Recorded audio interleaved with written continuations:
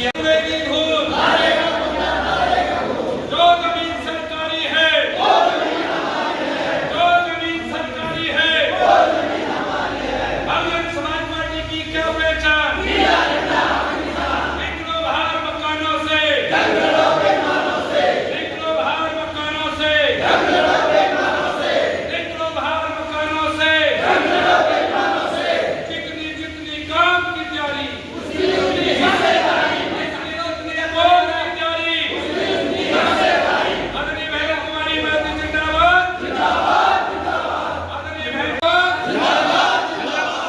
बाबा साहब और काशीराम जी अमर हैं, बाबा साहब और काशीराम। क्या होगी विधानसभा की, अब है आपकी सेक्टर कमेटी का, क्योंकि आपके और विधानसभा की टीम अपने सेक्टर को 4 जोन में, अपनी विधानसभा को 4 जोन में बांटना है और उसी 4 जोन को बांट कर उसमें जिले की टीम साथ रहेगी, प्रदेश की टीम आपके साथ रहेगी, ताकि एक जोन की जिम्मेदारी सब लोगों की जिम्मेदारी होनी चाहिए। क्योंकि अगर सरकार बनाने का काम करेंगे तो हमें सेक्टर में जाना पड़ेगा और जो सरकार बनती है वो हमारे सेक्टर और बूथ के 10 को बनाते हैं। क्योंकि जो दिशा निर्देश जो बेचारे वहाँ पर में अपने बूथ पर अपने सेक्टर में कमेटियां गठित करते हैं और सभी संबंधित साथियों को साथ लेकर चलते हैं। क्योंकि हमें सेक्टर में आपके बीच में जैसे हमारे सेक्टर है में पूरी लगन और मेहनत से पूरे हरियाणा प्रदेश में काम कर रहे हमारे हरियाणा प्रदेश के केंद्रीय प्रभात सिंह जी, आपके और साथ साथ पूरे हरियाणा प्रदेश में इस मीटिंग में पहुंचे, मैं आप सभी का यहाँ पहुंचने पर बहुत बहुत धन्यवाद करता हूँ, स्वागत करता हूँ। सरकार बनाने की बात आदरणीय नेत्राम जी ने रखी, संगठन पर और किस प्रकार से हम और ज्यादा मजबूत अपनी पार्टी को करें, वो पूरे विचार आदरणीय प्रभारी जी आपके बीच में रखेंगे। मैं 2-4 बातों के बीच में आपके रखूंगा। आज के जो हालात इस देश के अंदर इस बीजेपी की सरकार में बने और उससे पहले 70 सालों तक इस देश के अंदर कांग्रेस जो इस देश की हुक्मरान रही, उसके समय में जो अत्याचार, दुर्व्यवहार, हमारे लोगों का शोषण, हमारे हकों को छीनने की बात अगर किसी पार्टी ने सबसे ज्यादा की, आज ये बात करते हैं बाबा साहब की, आज ये बात करते हैं संविधान की। अगर किसी ने बाबा साहब को सबसे ज्यादा अपमानित किया, बाबा साहब के बनाए हुए संविधान को ना मानने वाले लोग, वो लोग कौन है? इस देश के अंदर जो संविधान की बात करते हैं कांग्रेस के लोग, आज संसद के अंदर चाहे संसद के बाहर आज संविधान की कॉपी लेकर के आपको दिखाने का काम करते हैं। सबसे ज्यादा संविधान में अगर किसी पार्टी ने अमेंडमेंट किए, अगर किसी पार्टी ने सबसे ज्यादा बदलाव संविधान के अंदर किए, तो वो पार्टी कांग्रेस पार्टी थी। बाबा साहब के नाम को अगर किसी पार्टी ने खत्म करने का काम किया, बाबा साहब को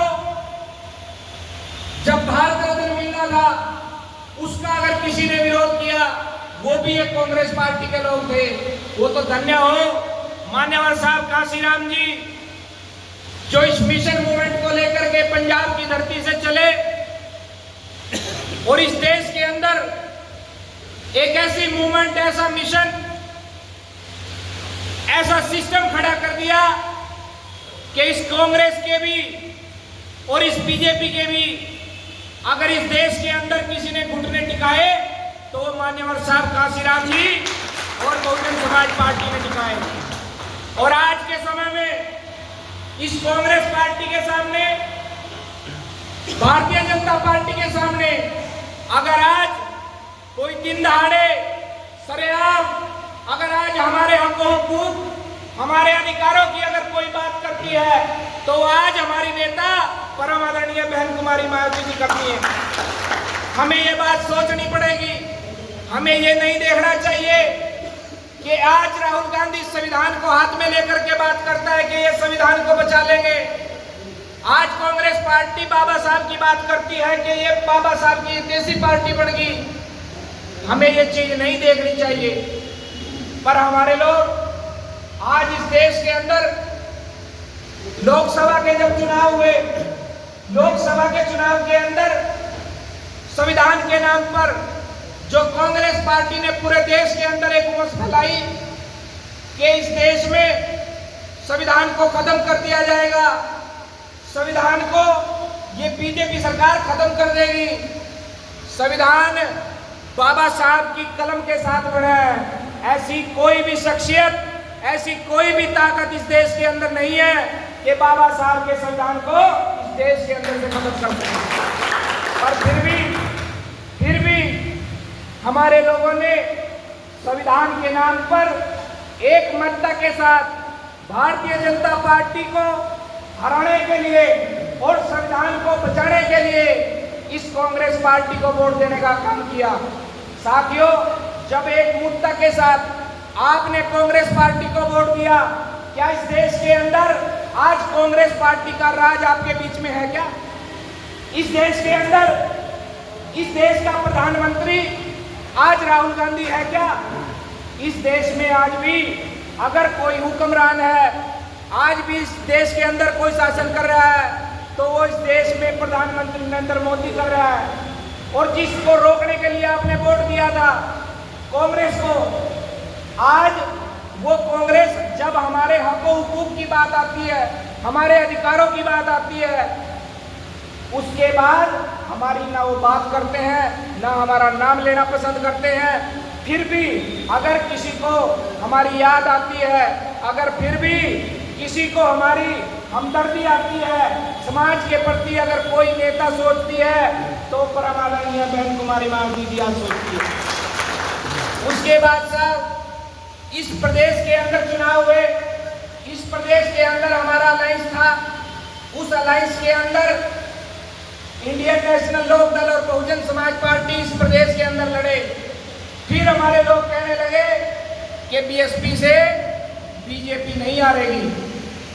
फिर हमारे लोगों ने इस कांग्रेस पार्टी को वोट देने का काम किया। हमारे लोग इस प्रदेश के अंदर भूपेंद्र सिंह हुड्डा को इस प्रदेश का मुख्यमंत्री बना रहे थे। क्या इस प्रदेश के अंदर आज भूपेंद्र सिंह हुड्डा इस प्रदेश का मुख्यमंत्री है? क्या आज इस प्रदेश के अंदर कांग्रेस पार्टी का शासन है? अगर इतनी वोट देने के बाद भी इस देश के अंदर और इस हरियाणा प्रदेश के अंदर कांग्रेस पार्टी शासन नहीं बना सकी तो आप ये निश्चित तौर पर मान के चले कि कांग्रेस पार्टी को इस देश के अंदर कभी भी राज में नहीं आ सकती। और बीजेपी को अगर अब कोई पार्टी हरा सकती है तो वो बहुजन समाज पार्टी हरा सकती है। ये चीज हमें सोचनी पड़ेगी। अभी हम एक यहीं पर बैठे थे, एक हमारे बुजुर्ग का प्रश्न था कि आदरणीय बहन कुमारी मायावती जी इंडिया अलायंस के अंदर क्यों नहीं आई? बीजेपी को रोकने के लिए हमारा इंडिया अलायंस बना। इंडिया अलायंस के अंदर आदरणीय बहन कुमारी मायावती जी क्यों नहीं आई?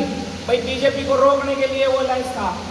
साथियों, अगर आप पीछे जाएं 2014 के अंदर जब उत्तर प्रदेश के चुनाव हुए तो उसके अंदर समाजवादी पार्टी और बहुजन समाज पार्टी का उत्तर प्रदेश के अंदर गठबंधन था। जब वो गठबंधन हुआ तो जब उसके नतीजे आए, उन नतीजों में साफ स्पष्ट जनादेश था, हमारे 10 सांसद जीत करके आए और समाजवादी पार्टी के 5 सांसद जीत करके आए। उसी दिन से जो उत्तर प्रदेश में आज पीडीए की बात करता है अखिलेश यादव, उसने उसी दिन से खतरा हो गया था कि अगर इंडिया अलायंस के अंदर आदरणीय बहन कुमारी मायावती जी को शामिल कर लिया, इस देश की प्रधानमंत्री बनने से बहन जी को कोई भी रोक नहीं। अगर इस इंडिया अलायंस के अंदर बहन जी को किसी ने शामिल नहीं होने दिया तो वो किसने नहीं होने दिया? वो मेन उद्देश्य भी वो साबर काशीराम अमर है, अमर है, अमर है। अब साबर काशीराम जी अमर हैं, अमर है।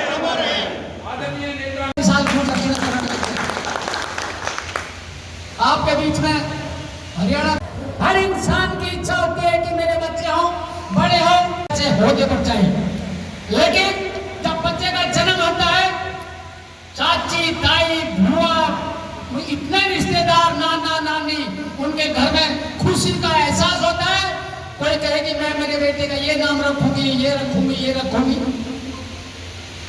एक गाना गाने वाला गाया था, तुझे सूरज कहूं या चंदा, मतलब सूरज रखो नाम या चंदा, तुझे सूरज कहूं या चंदा, तुझे दीप कहूं या तारा, मेरा नाम करेगा रोशन जब मैं मेरा राज दुलारा।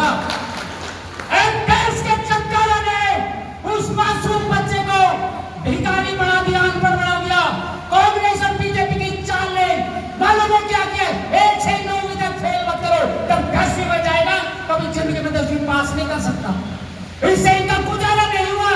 उस मासूम बच्चे को अनपढ़ करने के बाद में मैं भी स्कूल में जाता था, माँ पूछती थी बेटा स्कूल में जा रहा? हाँ माँ पूछती थी कायदा कलम दवातने के लिए। हाँ माँ। आज की बात क्या पूछती है? बेटा स्कूल में जा रहे हैं? हाँ माँ। बेटा थैले में कटोरा धर लिया? अरे देश के गद्दारों, हमने तुम्हें राजपाट दिया है, तुमने उन मासूम बच्चों को भीख अनपढ़ करके भीख की लाइन में खड़े कर दिया। उनकी गलती नहीं है, गलती हमारी है। हम ये युद्ध बाबा साहब डॉक्टर भीमराव अम्बेडकर ने दिया। हर साल में युद्ध होता है, लड़ाई होती है। उदाहरण के तौर पर यदि कमल गौतम जी आज टिकट ले आते हैं या टीकम जी टिकट ले आते हैं, उस टिकट के साथ में नाम आता है, क्या आता है? टिकट लेके आए, अब इलेक्शन लड़ेंगे। लड़ेंगे का मतलब ये लड़ाई हुई। लड़ाई किससे लड़ना है? हम इस लड़ाई में हाथ दे रहे हैं। लड़ाई है किससे होगी? लड़ाई दुश्मन से होगी। पहचाना दुश्मन कहाँ बैठा है? भाई दुश्मन से ही तो लड़ाई होती है। और लड़ाई का हथियार हमारे पास में बाबा साहब डॉक्टर भीमराव अम्बेडकर हथियार दे के गए हमें। 4 फुट का पर्दा ऐसे, 4 फुट का पर्दा ऐसे, बीच में मशीन रखी हुई है। हमें देखना है, दुश्मन को मारना है। दुश्मन जब प्रधानमंत्री हो हमारा, दुश्मन मुख्यमंत्री हो, आपने देखना है क्या? देखो, पहचानो हाथी। दुश्मन यदि मारना है, देखो पहचानो हाथी। दबाओ वोट, हाथी पर जो लगे दुश्मन की छाती में धारा 302 भी नहीं लगेगी, दुश्मन बच जाएगा। काम छोटा सा है, इस काम को विश्वास दिलाते हम आपको। कम से कम माननीय प्रभारी जी, इस जोन के अंदर से जो 27-28 विधानसभा है, इनके अंदर से हम 6 से 7 एमएलए आपके झोले में देंगे। आपको हम विश्वास देना चाहते हैं। साथियों, बोलने के लिए तो बहुत है, विश्वास मैं दिलाता हूँ। बैलेंस ऑफ पावर हरियाणा में बढ़ने जा रही है और हरियाणा में आपकी सरकार बढ़ने जा रही है। आप लोग दिन रात इसी प्रकार मेहनत करते रहो। हमारे कमांडर हमारे बीच में बैठे, ये ना सोते हैं ना सोने देते हैं। इस प्रकार की जैसे स्कूल के अंदर समीक्षा होती है, उसी प्रकार आपने देख लिया होगा। हम बूथ बूथ पर जाएंगे, सेक्टर में जाएंगे। साहब को हमारे बस दिमाग में रहती है, रात को पता कभी फोन करके क्या कर रहे हो? प्रभारी जी अभी फील्ड से आए, सोना बंद कर दो, आराम बंद कर दो। आने वाली संतान को पीछे बड़ी भीख की लाइन में खड़ा कर दिया है। हमारे सारे हक अधिकार लूटे जा चुके हैं। इसलिए मेरे शब्दों के माध्यम से किसी की भावना को ठेस पहुंची हो तो मैं उसके लिए क्षमा चाहूंगा और अपने वक्तव्य को विराम देने के लिए आपने इजाजत चाहूंगा। आप सबको जय भीम, जय। हमें बहुत ही सम्मानित हरियाणा प्रदेश के प्रभारी सम्मानित विशाल गुर्जर जी, जो लगातार रात दिन न देखते हुए ज़्यादातर गाड़ी में और मीटिंग में रहते हैं और जितने भी प्रोग्राम करते हैं रोजाना शाम को प्रोग्राम को व्हाट्सएप पे, फेसबुक पे भेजते हैं और लिखकर और मीडिया में भी देते हैं। मैं अपने दिल की गहराइयों से जिस तरह से उन्होंने अपना काम की सौगात बहुजन समाज पार्टी को देने का काम किया है, हम चाहते हैं, हमें आशा उम्मीद है कि हरियाणा में जरूर परिवर्तन होगा। ऐसे नौजवान जोश खरोश को लेकर के माननीय विशाल गुर्जर जी आएंगे, प्रभारी हरियाणा प्रदेश बहुजन समाज पार्टी, और हमारे नौजवान साथियों में, इन हमारे सोए हुए कार्यकर्ताओं में एनर्जी देने का काम करेंगे। सम्मानित साथियों, जोरदार ताली हो जाएंगे आप।